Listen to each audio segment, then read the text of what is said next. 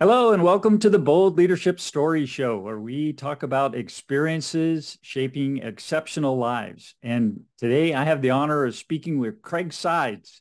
Craig is the owner of the Temecula Valley Solar, and he also is designing swimming pools with your son, right, Craig? Yes, he's high performing autistic, but he's really great with computers, Okay. technology. Yeah, I got a Uh, little bit of that in my family too. yeah, he's got the same poor thing that Elon Musk and the person with the highest IQ ever recorded, Yeah, they're like really Asperger's. smart. I'm the only one in the family that's normal, like You're normal, not, whatever yeah, that is. Yeah, I'm the dumbest one. So you're it's not Rain Man, but yeah, it's crazy. And so yeah, it's been an interesting ride with that. So you're yeah, a second generation Californian, born in hmm LA, grew up in Hawthorne, home of the Beach Boys. you bet. Yeah, I got to see the Beach Boys when I was in high school. We went to they had it up in the Bay Area. They had Days on the Green. Nice. In that day, they had the Grateful Dead and the Beach Boys, both Wow, playing the same place. wow. It was You're, crazy. I almost got smashed against the wall and in left field by a guy um, from the Grateful Dead crowd. That was the Beach Boys crowd. So yeah. the Grateful Dead crowd, he came running straight towards me. He's probably must have been 300 pounds. And I stepped out of the way at the last minute. He smacked up against the wall and just passed out. It And that would was have been crazy. you. Yeah, it could have been me. I could have been a pancake right there. Yeah, Yeah, that's unreal. that was but it was a great day. Um, Unreal. so then let's see, your mom, a little tidbit. Your mom was best friends with Sonny Bono. Yeah, but she said in high school his name was Sammy. And I wonder if he changed it because of Sammy Davis Jr. or what. But they were in student council together and they were best buddies. A stewardess on a plane, she walked up to him one time, Sonny, and said, "Hey, Uh-huh. I went to Inglewood High with you. Do you remember me?" And he goes, "No, the only person I remember is Jerry Lappin." And so he had political aspirations even back then. So Wow. I guess after that, he transferred to Hollywood Professional. So he knew what he was doing, except when it came to skiing, right?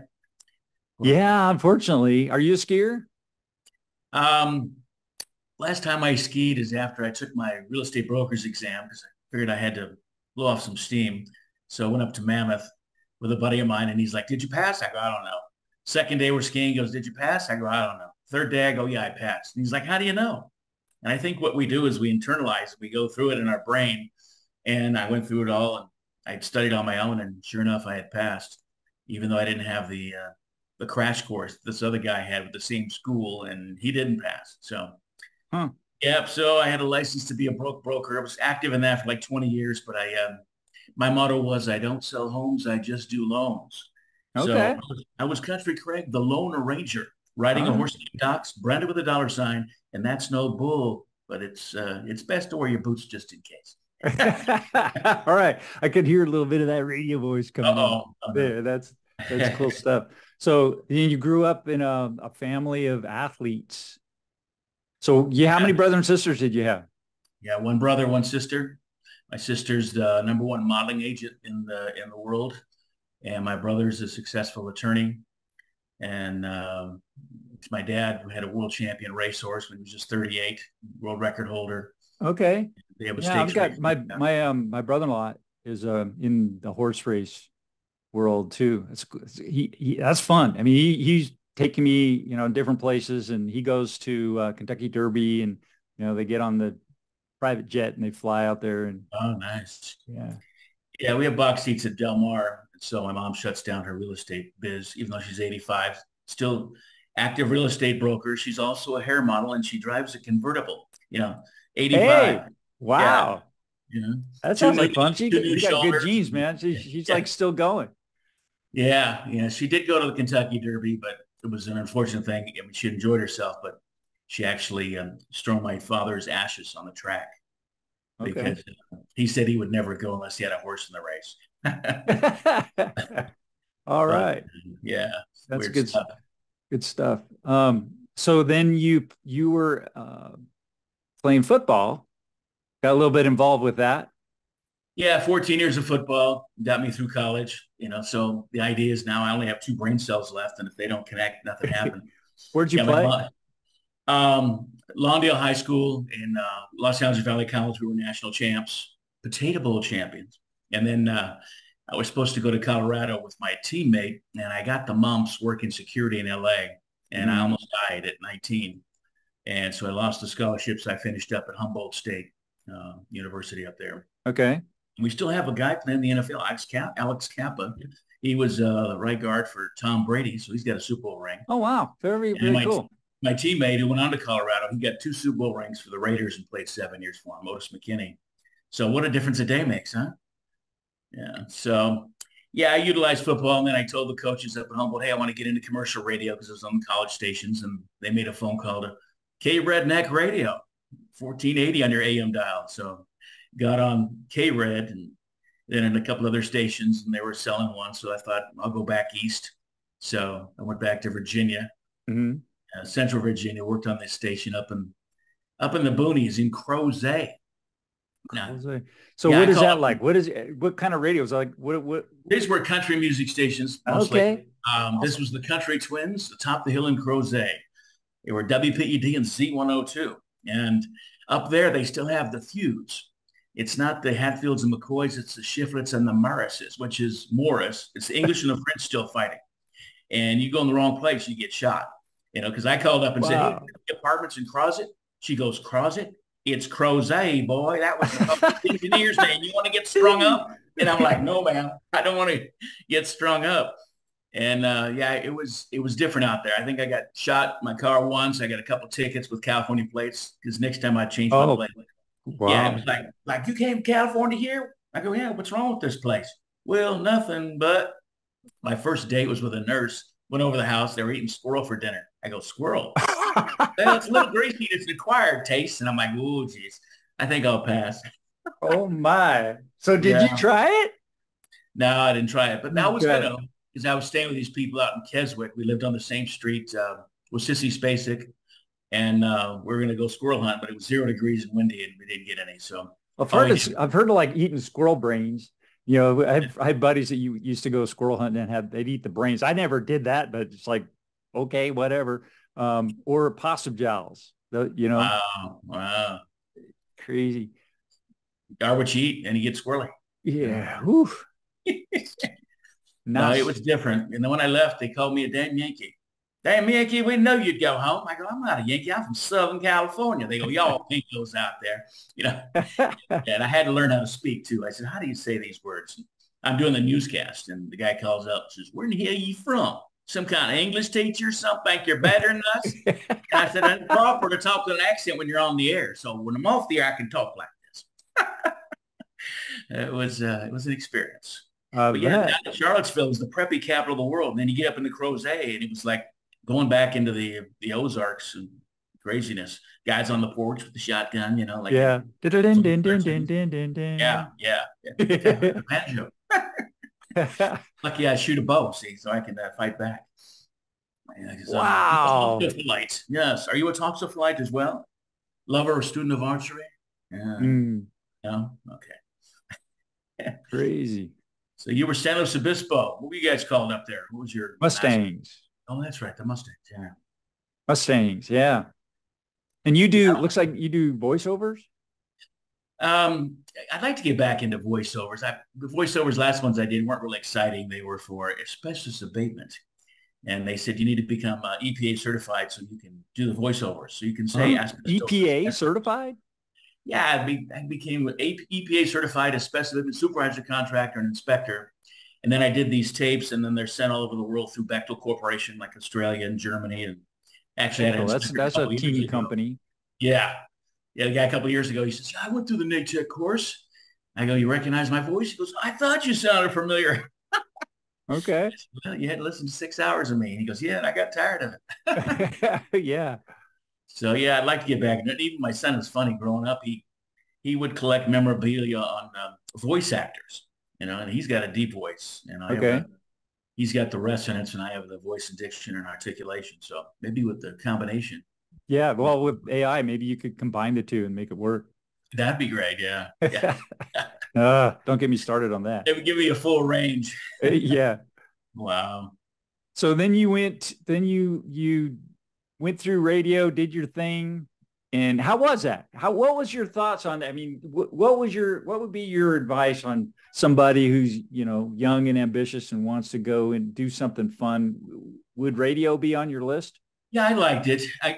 Sometimes when you're in the booth, it gets a little crazy because you're sitting there at 4 a.m. and you think, is anybody listening to me? Yeah. And the key thing is somebody always is.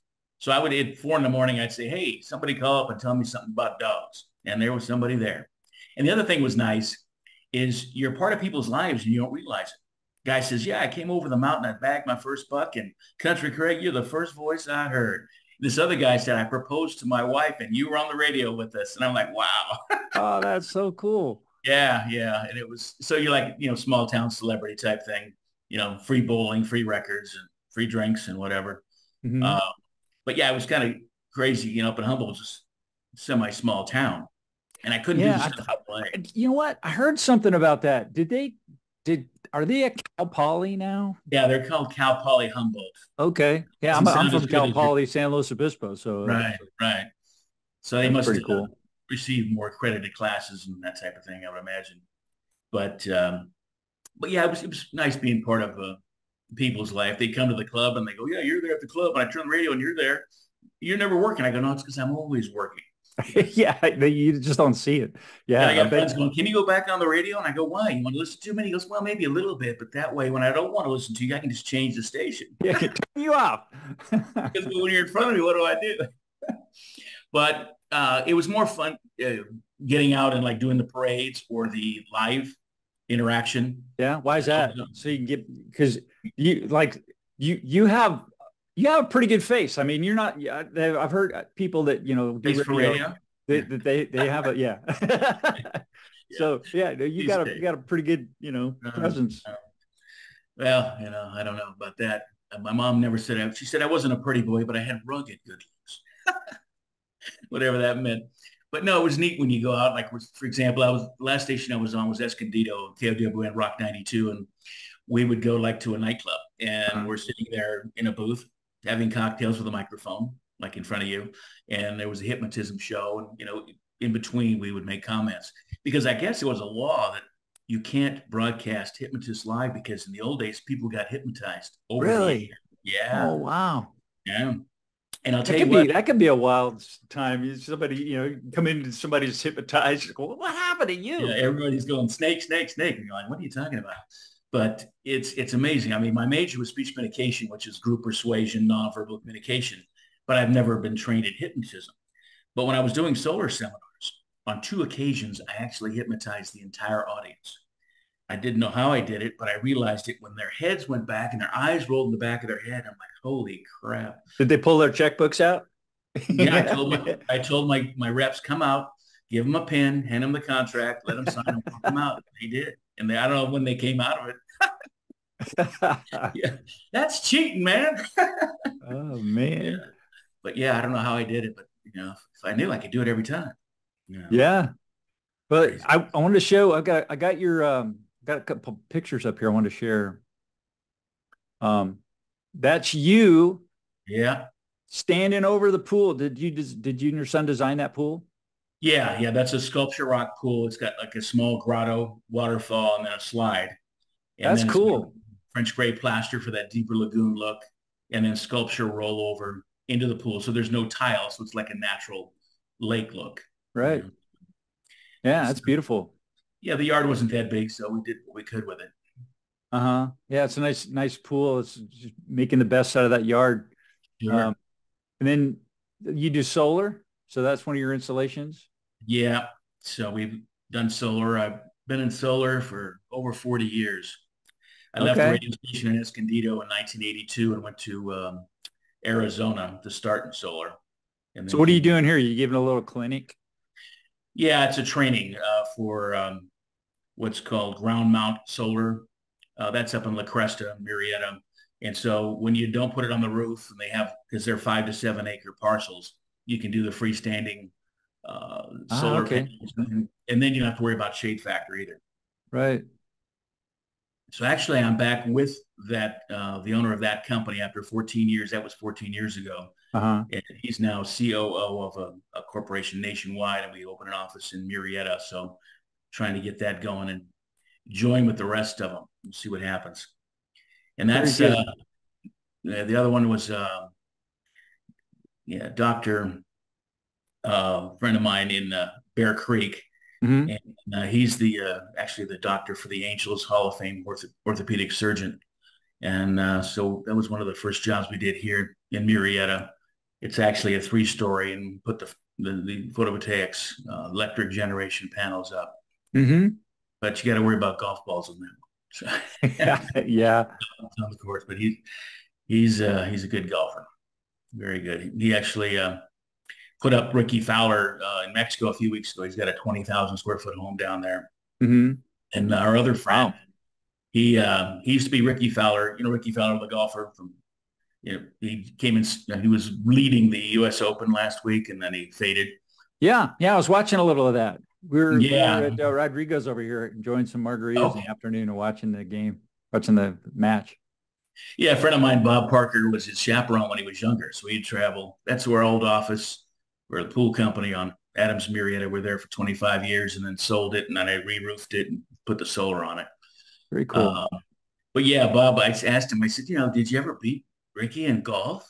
And he goes, sure. Shoot, I used to beat him all the time. I go, really? He goes, yeah, when he was 11. So right. Yeah, he's pretty good now. Yeah, he's broke back into the top 50 in the world. And but yeah, what happened was Mr. Taylor was the owner of the pool company. He says, hey, there's this thing, world's worst golf swing. I go, no. And he goes, oh yeah, I'm entering you in this. So Linwood patio cover, and then the solar, you can see a little bit behind there. Uh-huh. It's over in Murrieta as well. Yeah. So he enters me in the world's worst golf swing, and we turn the TV on. I'm already in the top 10 in the world. And I'm like, what? And he says, you should have told him. Yeah, he says, you should have told him you only played 11 holes. I made the top of the list. Yes. For the world's worst golf swing. I know, but I only finished 5th because the guy probably thought I'd been golfing for 20 years, and I only played 11 holes in my life. And my son's like, Dad, even though you're not the worst golfer in the world, I'm still proud of you. Oh. Yes, my family. That's in Murrieta, right across from the office. We had snow. My goodness. That looks like Alaska. Yeah, that's Murrieta. Got to watch out for this snow, buddy. Yeah. People, they go, Craig, it killed our grass. I go, I'm not in charge of that. And I was doing a little seminar, solar. It was over in Murrieta as well. So you're doing mostly photovoltaics, PV? Yeah. Photovoltaics and sometimes thermal. We had a thermal. I had a house. We had a thermal on it for the pool. It was great. It worked out really well because it was like in the spring and the fall, you could turn it on and it would cycle that reduced the heating bill a lot. Yeah. Now what I'm doing is I'm using an electric heat pump and putting the solar PV panels. So what happens is if you have free electricity and you're running the heat pump for free, you're heating your pool for free all year round, not just extending it like the thermal. Yeah, those are LED lights from Pentair. They change and they can have little flickers. Yeah, they're cool to touch, and they're only 28 watts. And so I like them better than actual flames because, kids want to get up there and roast marshmallows. Right. Yeah, a little safer. Dude. That's cool. Yeah. That looks really cool. So they're actually underwater then. Well, this one's a bubbler, and then those ones up on the pillars are LED lights. Yeah, and then they have the fountain going down. Yeah, so it gives you that. And they'll change. Cool. Yeah, they'll change colors. And that's your number? That's where they get a hold of you? Yeah. So that's one we painted that we had that on the street. You can see we had pools on one side and solar on the other over there in Wildomar, and some property we owned. And that's you giving a presentation? Yeah. I was at I think it was at the Wildomar Library a while back. And after I was seminar speaker of the year way back in 85, but this was, I think, more like 2000 or so. And I said, I can get up there for you. And the cameraman goes, I can tell you've done this before. And I go, thank you. Yeah. Well, I was looking through your Facebook and I found this picture. Oh, my old girlfriend. Yeah. Right. Yeah. Yeah, I told my son I went to Humboldt. There was Bigfoot up there, and he was really, Dad. I go, yeah, they were big and hairy, didn't smell too good. But once they hugged you couldn't say no. Yeah. No, I So did that's public a relations. bear you're wrestling. Yeah, a real bear, not a teddy bear. And he supposedly knew 28 wrestling moves because bears can kind of shape like humans. Can take Yeah. their foot off. And I think I basically lost 4-2, two takedowns and two escapes. But I didn't get pinned. Everybody except for me and Mr. Iron Man of California got pinned and knocked out. These big guys thought they could muscle a 525-pound bear. I don't think so. And what happened was the owner of the gym says, you can work out at the gym for free. You just have to do public relations. And I thought, what, hand out flyers? He goes, get your gear on, boy. We're going to the bear at Anaheim Convention Center. And he thought it looked easy, the owner of the gym. But he was like, our age now. I go, don't do it. Oh, I used to play for USC. And I go, yeah, but you're not a 20-year-old like I was then. Keyword used to. Yeah, he signed his life away, went up there and the bear threw him off the stage, tore all the ligaments and tendons in his leg, and no recourse. Yeah, what's the definition of finesse? Making something very difficult look easy, like everybody can do it. It's like, I can golf, I can do that. And you get out there and go, I can't do that. Yeah, after you've completely ruined your body. Yep. So, famous fifth worst golfer in the world. And then a week later, we're up at Cross Creek and scramble. We won first place. So I have a first place Nighthawk trophy. That's all I need. One first place trophy in golf, right? Hey, there you go. Got that dialed in. Yeah. So with all of the stuff that you're doing, you left radio to start your solar company and work with your son, designing pools. And you did that to what was your reasoning for wanting to do that? It was like a higher calling, I wanted free, clean, renewable production of solar and reduction in air pollution and that type of thing. Okay. So I probably wish I'd have stayed in radio. I had an Oscar winners tell me, don't go for the money, stay in the radio. I go, sir, I've worked East Coast, West Coast, and I still can't afford to buy a girl a drink. But he knew better. I should have listened to him. It's tough to get back into when you've been out of it. I mean, well, imagine it's kind of an adrenaline rush. I mean, yeah. So why don't you start your own thing? Well, I guess I can. I could be like you and have my own thing. I mean, look at me. I can't afford to buy drinks either, but having fun. Yeah, actually, a friend of mine, he's got a studio set up, but we haven't done anything with it. He's an innovative guy. He's even lost both his legs, and he's still up and running, so to speak. But yeah, well, this is my incentive. You're getting me going. Get me back in the. I have to. Right. Big Jim Miller got me going. Got inspired by Jim. That's right. Get that shirt. It's like that song. Jim Beam told me I could kick his butt. Jim Beam lied. Gotta watch that Liquid Pride. It'll hurt you every time. Yeah. No, it was funny. I was telling my son about stories. Like, I was on the air the day that Elvis died. I was on the air, and I was only an hour and a half away the day Reagan got shot. I go, so you want me to go back into radio? He goes, heck no, Dad. Every time you go on there, something bad happens. Yeah. Hey, pretty smart. Yeah. I don't know. It's crazy stuff. But yeah, and you look back, I've done some things, but I don't know. I don't think we're over. We're not, as far as people say, young in years. And you got lots to do. You got lots to do. So what's next for you? Like I said, I'm helping this company out right now, get an upstart. And then, I don't know, like I said, I'd like to get back into maybe work with my son and get back into some voiceovers and things. Cool.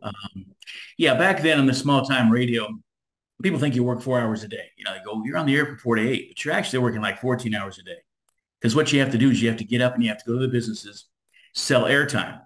Then you go on the air, then you write and produce commercials and then play them back to them. So it's an all-day job.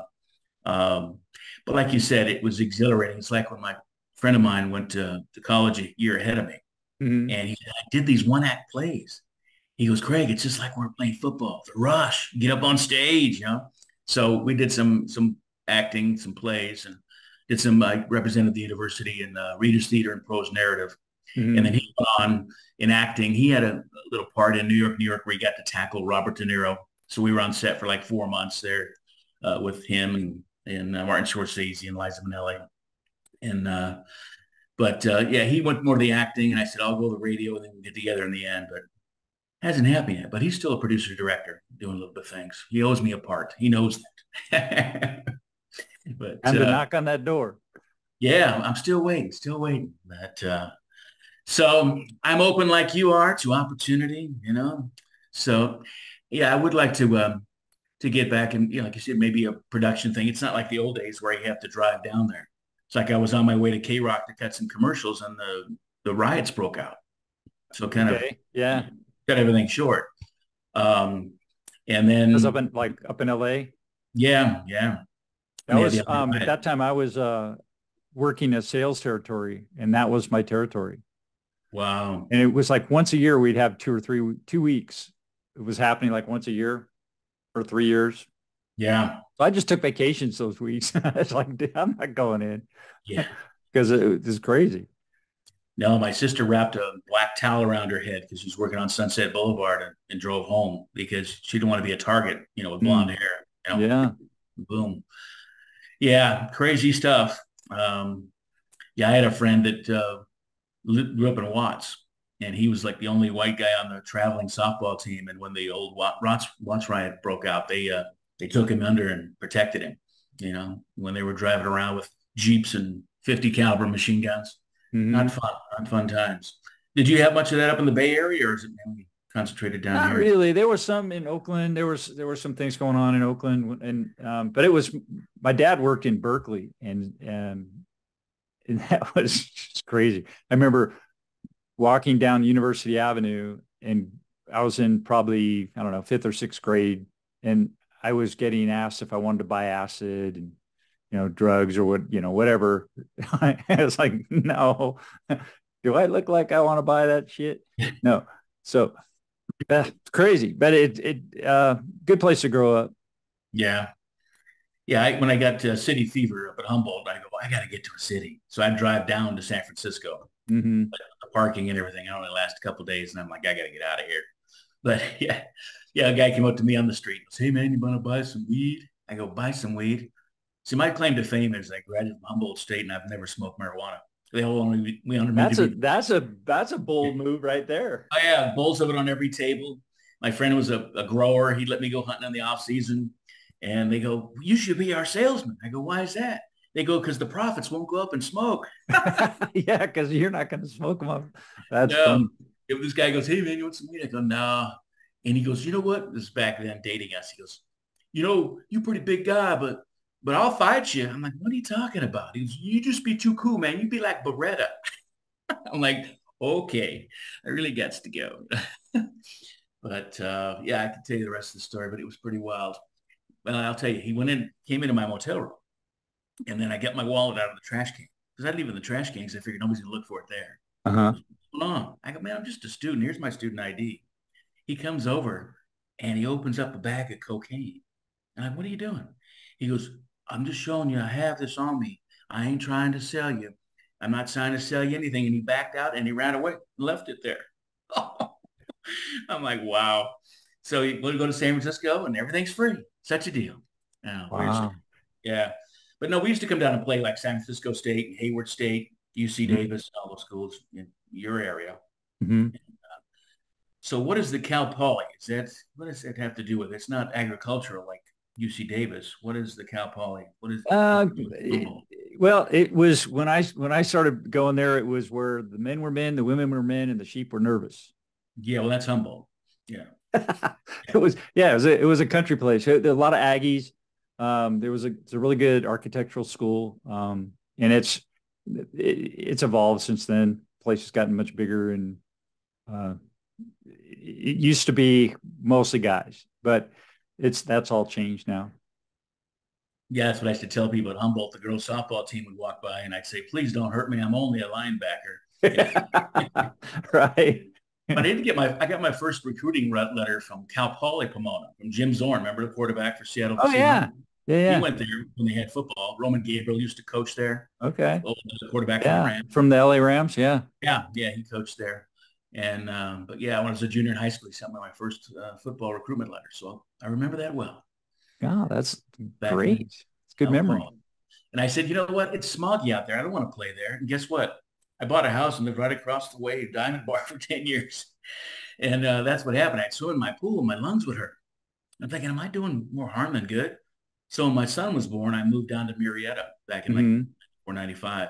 Because down here, right, we still have remnants of clean air. It has cleaned up a bit up there because the AQMD moved into Diamond Bar, but it was weird. In the winter, you'd see nice Mount Baldy. In the summer, there's no mountains. Yeah. Oh, it was great. It was weird. I remember going there to visit some friends in like Arcadia, and they're like right against the mountains.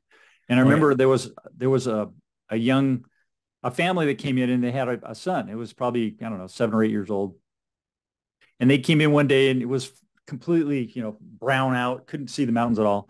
And then the next morning he gets up and it's clear. And he runs into his dad. And he says, Dad, he was all excited. Yeah. They moved mountains overnight. This is crazy. And he thought that those mountains had disappeared because he didn't see them. They were right there and couldn't see them because the air was so bad. But yeah, it's gotten a lot better. No, it can scare you. Yeah, I was looking at the LA Open and how clear it was. Yeah. In the old days, growing up. Yeah, in the 60s, it was worse than it is now. So there's been a lot of improvement. It's gotten better for sure. They moved all those manufacturers. There was a lot of furniture manufacturers. I know this because there used to be companies that I would sell to. And they all got regulated out of California. They all moved to Arizona and Nevada. What were you selling? Selling packaging stuff, paper packaging, paper honeycomb. Honeycomb, all right. Yeah. It's got a sweet ring to it. Great, boring engineering stuff. Yeah. But that was a tough time for us because all the manufacturers left. So we had to figure out how to keep the revenue coming in. Yeah, I don't know. I mean, it's sad. California's got the best weather in the nation. People are leaving, matriculating to other states, but what happens is they don't realize there's bugs, there's humidity, there's tornadoes. And they say, oh, but you have earthquakes. Not every season. It's not tornado season, hurricane season. Yeah, when I was in Virginia, I said, what's it doing raining in the summertime? What the heck is this? And yeah, I think about those poor Confederates. And they get rain, man. It just like buckets. Yeah, and the thunderstorms felt like 6.5 earthquakes. Yeah. Oh, I remember that in Texas. I walked into one evening. I was just I was going down there a lot on business. I had a little hotel rooms on the third floor, and I parked my car in the parking lot, and it was raining. And I went up to my room, opened the door, and just then a lightning bolt hit out in the parking lot. Oh. And the curtains were drawn, and the whole room lit up, even though the curtains were drawn, and the building shook, and all the car alarms went off. Wow. Just got boom. And I thought, oh man, what was that? It was just a lightning bolt. Wow. No, it was a different world out there. Because we're used to seeing everything turn brown out here. Wonder why everybody has lakes and green grass. But the history was nice because out here things are so new. And right. Yeah. Oh yeah. How old things are. It's cool back there. This field in Virginia, and it's just nice green grass. Then I look at a placard. And it's got a picture of 3,000 dead soldiers in the Civil War. We're right in that field. Crazy stuff. Because Virginia's so far north. I mean, the capital of the Confederacy is Richmond, Virginia. It's like an hour drive. So they go out of their way to be Southern. So they have this holiday they celebrate. I don't recall the name, but it's like the Paul Revere of the South when he came riding in saying, the Yankees are coming. And, they still have the slave houses, and they used to keep the slave block freshly painted. I don't think that was a good touch, in Charlottesville. Pretty weird. Yeah, pretty weird stuff. Like they're expecting them to come back. Yeah, it wasn't like California, because California here, I think black people, white people get along. I've been living with black people most of my life. But out there, it was majority black, but you'd work together, but there's no social. And this is, early 80s.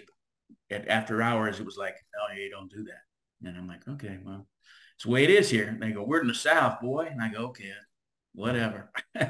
But you're from California too? Yeah, pretty much. I was born in New Jersey.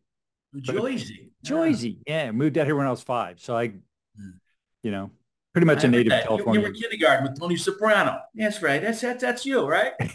Used to slap him around, until he got his force together.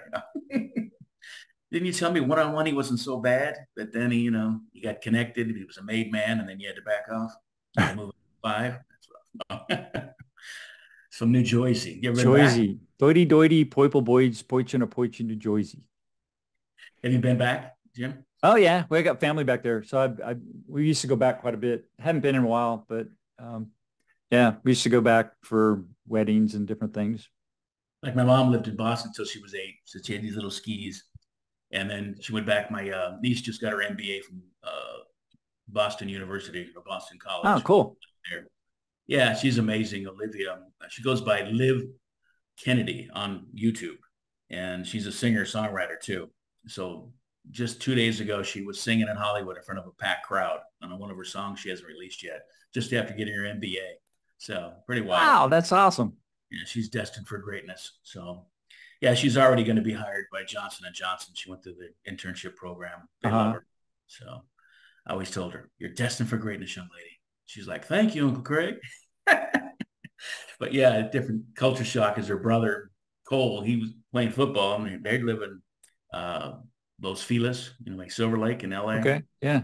Then he goes to Pennsylvania, and then he goes to culture shock. Yeah, it's the same thing when I went to Humboldt. Hey, Hollywood. I go, don't call me Hollywood. Yeah, don't call me that. You don't know Hollywood. But when I was a disco DJ, I was Hollywood. And then I was Country Craig on cable. You were a disco jock? Oh, yeah. I had the curly hair, the gold glitter jacket, and 700 people a night, 7,000 square foot. We had the dingle balls and all the stuff. And so until 2 a.m, I was Hollywood disco DJ. And then on Sunday at 8 a.m, I was Country Craig on K-Red radio. So then I had to put my cowboy hat on. And we had reel-to-reel tapes on the radio station. So people would say, hey, what album's that off, Jim? And you go, I don't know. So I called the record store and I said, hey, you got to give me some records because I can't sell you records if I don't know what album it is. You go, just come on in, Country Craig. Just tell us what you're taking. I go, I want some disco too. And they go, okay. So I just go in there and take all I wanted and just tell them what I'm taking. That's nice, huh? Free is good, is what I say. Free is good. Free is good. Well, you're selling their stuff, so that works. Yeah, this company, we go on these Zoom calls, and they're like a roofing company in these other states like Colorado with all the hail they had today, golf ball size. Yeah. About replacing roofs. And I'm like, we don't have that here. So I don't know how this is going to be that successful. Yeah, we have earthquakes and we're going to have more fires. That's for sure. Yeah. So I don't know. They don't really deal in fire retardant, but So what'd you major in up there at Cal Poly? Engineering management. Yeah. Industrial technology. It was kind of weird. I started off in environmental engineering, and I was there for a quarter and a half, and then I finally figured out that that was a fancy name for being a plumbing designer. Plumbing designer. Environmental engineer.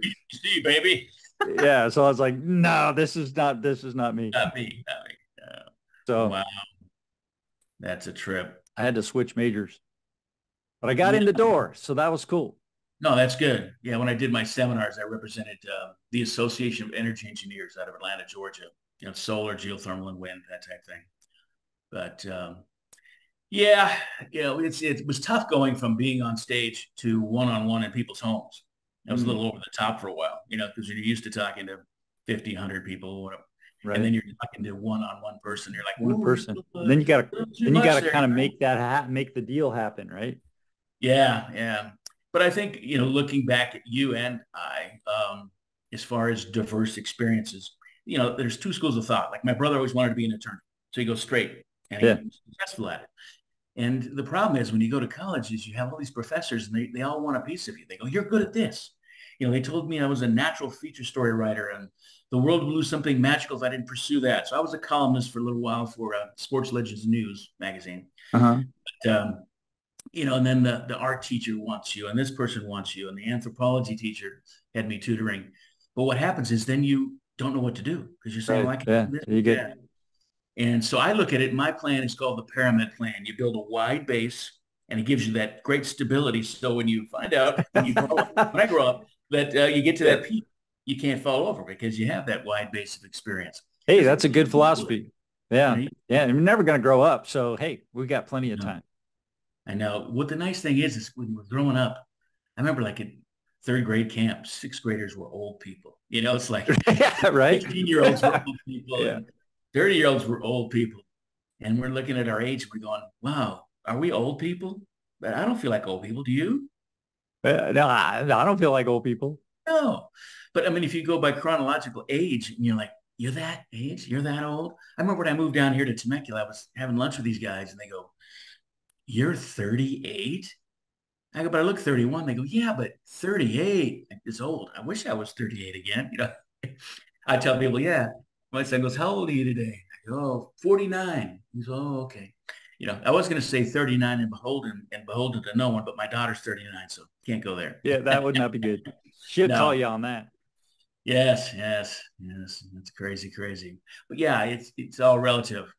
And Yeah. I'm 65 but I don't feel 65. I don't feel that old. no, I lie about my age. And but I did go into to get some free senior coffee. I got all my free senior coffee, and they go, "Show me ID." I go, "Thank you, thank you." And they stop asking for your senior ID, then you know you're looking old, right? That's Thank you, thank good you. stuff. Oh Yeah. man. Oh Well, man. Craig, our time's about up. Oh no. It goes by so quick. Thank you so much. I have one more question though. You got time for one more? I'm sorry. No more questions, sir. Okay. No. Yeah. It's okay. I ask this of everybody on the show. It's okay, taking a look at your whole life. What's the boldest leadership decision that you made? And what were the consequences?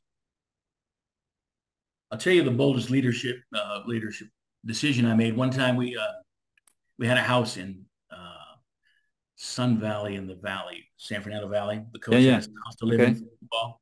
We had all these big guys, and like they're all bigger than me. And then all of a sudden, this gang came around, and they were going door to door and kicking in the doors, and slapping people with chains and robbing them. And these guys are 300 pounds, and what are you doing getting scared? There's seven of us. Come on, we can't do this. Back down. And so I said, look, let's get out there and let's find out where they are. And we saw them. They flashed their lights. They got out of their cars and they had bats and everything. And I said, let's just run at them. And we ran at them. They got in their car and they drove away. And the neighbors came out of their houses and clapped. Thank you. Can you believe this? Thank you for saving the community.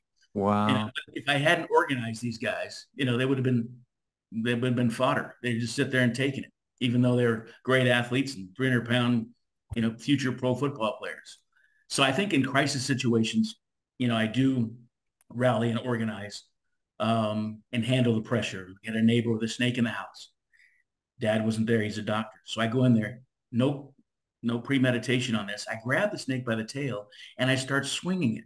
And I figured the centrifugal force would keep it from biting me. And I said, open the front door. And I threw it out there. But I think, you probably have the same kind of feelings as when you come high to rise when you have those crisis situations where a lot of people may have the intellect, they may have the background and the training, but they freeze when it's really needed. So, I mean, that's just something that came off the top of my head, but I just thought it was ironic. All these big guys, Yeah, shivering. no, that's a cool story. So that would be intimidating. You got these bullies basically, and you called their bluff, and Yep. just like the kid in the elementary school that was bullying you. You pump him in the nose once, pop him there, and he'll leave you alone. My dad always said, he goes, you know what, you might get beat up, but nobody likes to get hurt. So if you hit back, they won't do it again. And Yeah. it's true. I wasn't the biggest guy in sixth grade. I was the smallest kid in school, but I was the fastest. I had to be. But yeah, nobody wants to get hurt, and bullies, like you said, are usually cowards if they have to get fisticuffs and fight back. Yeah. Well, So what is your story? Back to you. What's most dynamic thing that you've done? Oh, well, this is your interview. Okay, for another day, huh? For another day. All right. Yeah. So I got a few stories. Yeah. We'll have to get together and do some more of this. Yeah, sounds great, Jim. I appreciate the call and the opportunity, and you sharing my birthday with me. Well, yeah. Thank you for First one on the outside. spending some time with me on your birthday. I appreciate it. Great. But you're worth it, aren't you, Jim? Absolutely. There you go. I like that attitude. Keep it up. maybe you can get your own show someday. Oh, wait a minute. You already have one now. All right, guy. I appreciate it and enjoy the day. Thank you, Craig. You as well. You betcha.